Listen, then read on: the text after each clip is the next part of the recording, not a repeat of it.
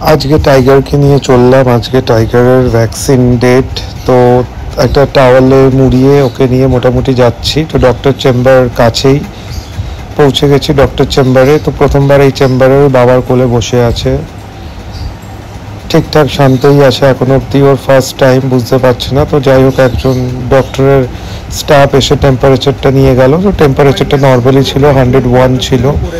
তো ফাইনালি এখন চেম্বারের ভেতর এসে গেছে। ডাক্তারবাবু একটু কানটা দেখছে, যদিও কানে একটু ময়লা ছিল। আমি আমার অন্য ডগগুলোর কান পরিষ্কার করিয়ে দিই হাইড্রোলিক ওয়াটার দিয়ে, বাট এটা করানো হয়নি। ঠিকঠাকই আছে। ওকে একটা কালো টিপ পরিয়ে নিয়ে গেছিলাম যাতে নজর না লাগে।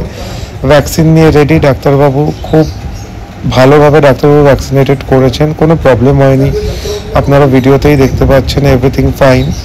তো যাই হোক, ভ্যাকসিন তো হয়ে গেল খুব ভালোভাবেই। তো এখন টাইগার বুঝে উঠতে পারলো না কি হলো, বাট ভ্যাকসিনটা হয়ে গেল। যে ভ্যাকসিনের পর ও একটুখানি ভয় ভয়ে আছে, বাট স্টিল ফাইন। তো ওকে নিয়ে এবার একটুখানি ওখানে চেম্বারে নর্মালাইজ করিয়ে আমরা বাড়িতে ঢুকে পড়লাম। তো ঠিকঠাকই আছে, কোনো অসুবিধা নেই। আমরা খুব ভালো ভ্যাকসিন কার্ড অ্যান্ড ভ্যাকসিন বুক পেয়ে গেছি, প্রেসক্রিপশনও পেয়ে গেছি। ওর আগামী দিনের যে ডায়েট আছে সে ডায়েটসগুলো পেয়ে গেছি। তো আপনারা নেক্সট ভিডিওতে আপনারা দেখতে পারবেন যে ডাক্তারবাবু কি বলেছে, কি কি। তো নেক্সট ভিডিওতে আমি বলে দেবো ডায়েট প্ল্যানগুলো কি আছে। তো বাট চলো, অল ডান, খুব ভালোভাবে সব হয়ে গেল। Thank you so much.